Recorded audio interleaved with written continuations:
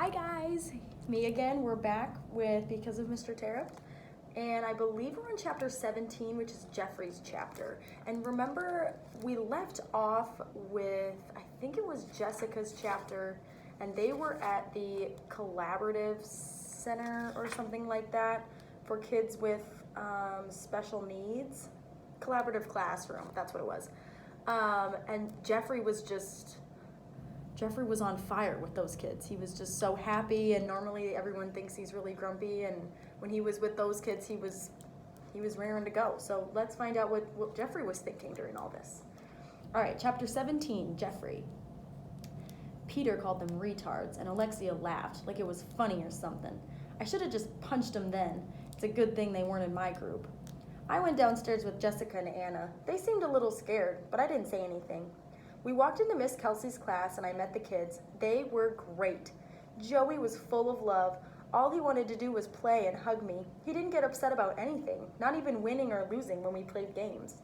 James was reading this big book when we first walked in. I could tell he was real smart. I figured he was autistic right away because he didn't look at us or say a word. And little Emily was so cute. She needed lots of help, but who wouldn't want to help her? They reminded me of Michael. Just like the collaborative kids, Michael had the power to make you feel really good whenever you were with him. Love poured from him. I've never told anyone about Michael, and wasn't gonna, but Jessica knew something was up. She's pretty smart. She notices things. After we visited the collaborative classroom a few times, she came up to me at recess one day. I was sitting at the edge of the field, out where no one else ever comes. I was looking through my football cards, putting them in piles by position. You have a secret, don't you, Jeffrey? She said to me as she sat down. What are you talking about? I said. Who do you know with special needs? I kept sorting my cards. I tried to ignore her. I wasn't going to tell her anything. Then she moved closer.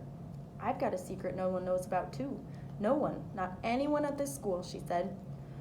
So why would you tell me? I asked, looking at her this time. I was reading this book, Ida B, and in it the girl finally talks a little about her secret and it helps her out. You're always reading, I said.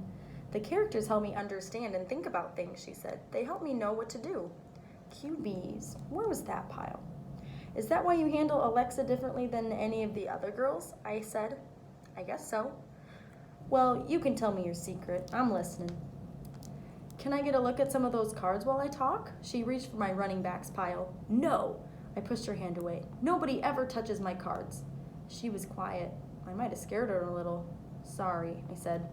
I'll just hold my book then. She was quiet for a minute. I waited and she took a big breath. My dad didn't come to Connecticut with us, she said. He directs plays and found a girlfriend at his work, a beautiful actress from one of his productions. My mom decided we needed to get away from California and my father.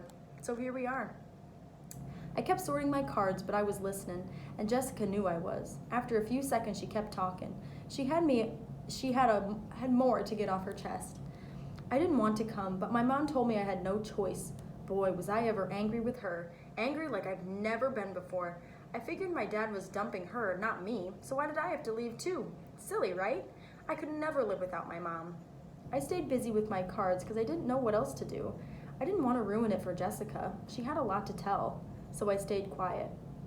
What I didn't know at the time was that my dad wasn't only dumping my mom, he was dumping me too. The last time I talked to him was back at the beginning of the school year. He phoned to talk to me, but he hasn't called since. Remember, it's already November, so it's been a long time since she's talked to her dad. I knew what it was like to have a parent that didn't talk to you. I had two, but I didn't know what to say, so I said nothing. Then recess ended. So that's the end of Jeffrey's chapter, and normally his are really short, so he got a couple more pages this time. So we're getting a good opened up side of Jeffrey. I like that. All right, the next chapter, chapter 18, is Anna's chapter.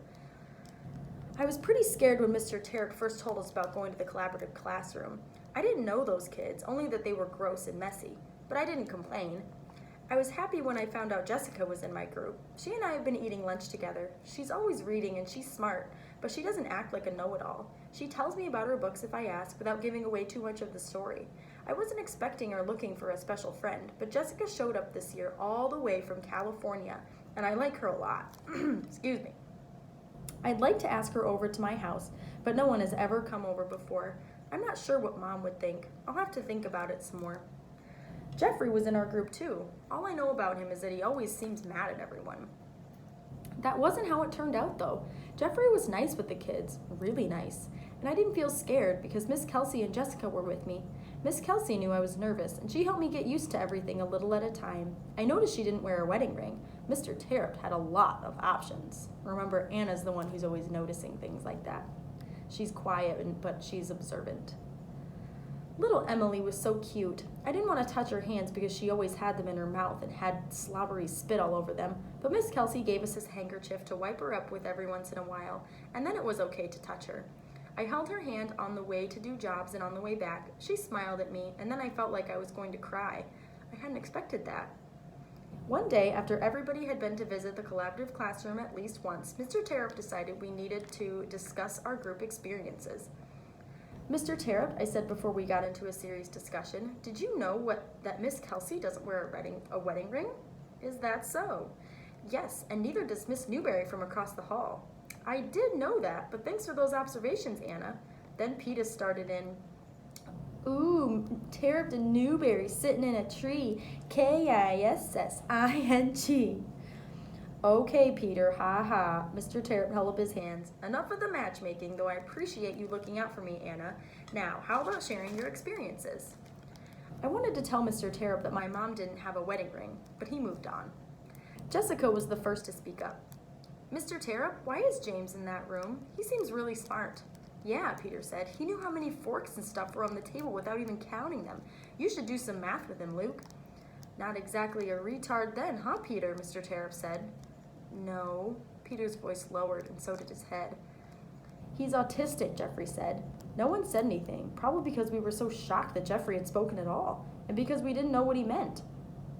James has some things that he's really into, and he knows everything about them, Jeffrey went on. A lot of autistic people have a special talent. James is great with numbers. He has his problems too. Hey, we should have had him tell us how many blades of grass were in the soccer field, Peter said. Yeah, and then I would have never got hit in the tushy, Lexi told him. Peter grinned, but that was the best part. All right, you two, that's enough, Mr. Terupt said. How do you know all that stuff, Jeffrey? I said even before I knew I was asking the question. I felt instantly bad. Jeffrey wasn't looking for extra attention. Jeffrey didn't answer. He was quiet again. And that was the end of Anna's chapter 18. So we're going to stop there.